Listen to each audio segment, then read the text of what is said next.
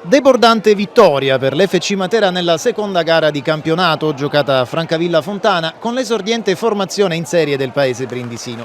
Dopo le prime consuete battute iniziali, improntate sullo studio reciproco, è Albano per la squadra ospite a sbloccare il risultato.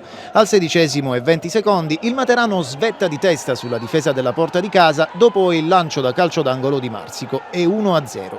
È sempre Diego a raddoppiare al 37° dopo un'azione corale che vede come ultimo testimone Giroletti finalmente in campo.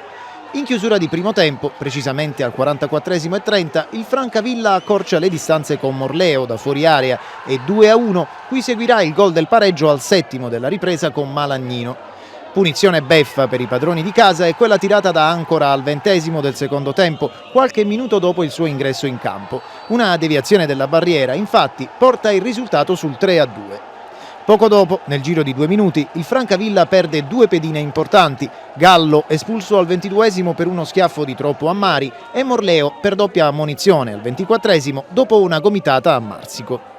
Da quel momento, dopo una carica mostrata dal Francavilla alla ripresa, per i materani la partita è decisamente in discesa, via al goleada show.